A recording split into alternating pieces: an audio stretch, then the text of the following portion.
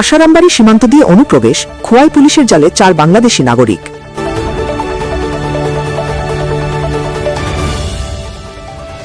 খোয়াই আশারামবাড়ি সীমান্ত এলাকা দিয়ে অবৈধভাবে ভারতে প্রবেশ করে খোয়াই থেকে কমলপুর যাওয়ার পথে পুলিশের জালে ধরা পড়ল 4 বাংলাদেশি নাগরিক।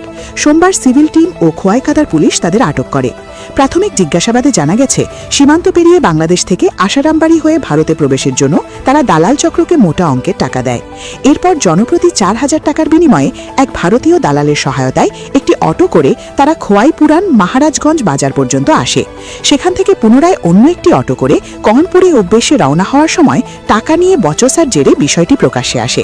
সূত্র মারফত জানা গেছে, পরবর্তী সময় অটো চালক তাদের কাছে জনপ্রতি 4,000 টাকা দাবি করলে ওই বাংলাদেশি নাগরিকরা জানায় যে তাদের কাছে আর কোনো টাকা নেই। পাওনা টাকা না পেয়ে অটো চালক দ্রুত পুলিশকে খবর দেন। সংবাদের ভিত্তিতে সিভিল টিম ও খোয়াই থানার পুলিশ ঘটনাস্থলে পৌঁছে ওই 4 জনকে আটক করে থানায় নিয়ে যায়।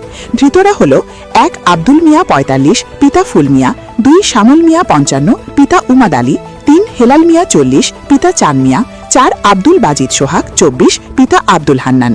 ধৃত 4 জনেরই বাড়ি বাংলাদেশের মৌলভীবাজার জেলার কাকভলা থানা এলাকায়। তাদের বিরুদ্ধে নির্দিষ্ট ধারায় মামলা রুজু করে পরবর্তী আইনি পদক্ষেপ গ্রহণ করছে খোয়াই থানার পুলিশ। সীমান্ত পারাপারে সক্রিয় দালাল চক্রের সন্ধান পেতেও তদন্ত শুরু হয়েছে।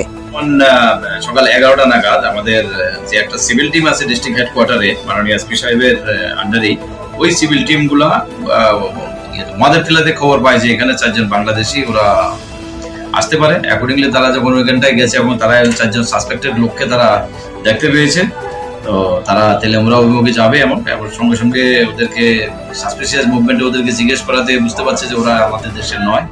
সঙ্গে সঙ্গে আমাদের থানাকে খবর দেয়, আমাদের খোয়াই পুলিশ, ওকে থানা পুলিশ এবং অন্যান্য আমাদের অফিসার এবং স্টাফ সেখানটায় গেছে। যাওয়ার পরে 4 জনকে তারা ডিটেইন করে সিভিল পার্টির সঙ্গে, এবং সিভিল পার্টির খবরের ভিত্তিতেই আর কি যে তারা ডিটেইন করে। 4 জনের নাম হচ্ছে আব্দুল বাসিক, তাদের বাড়ি একটা নবীগঞ্জ জেলার, আর বাকি 3 জন হচ্ছে মৌলভীবাজারে, যাদের নাম হচ্ছে খালাল মিয়া, আর খেলাল মিয়া, আর হচ্ছে সমল মিয়া, আর হলো আব্দুল মিয়া। সবাই বাড়ি মৌলভীবাজার, বাংলাদেশ।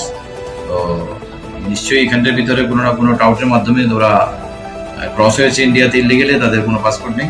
এই রিগার্ডে আমরা একটা সুমোটো কমপ্লেন নিচ্ছি এবং এর পিছনে যদি কোনো টাউটে ইনভলভ থাকে আমরা ইনভেস্টিগেশনে আসবে এবং ওদেরকে কোর্টে আমরা সবাই দেবো।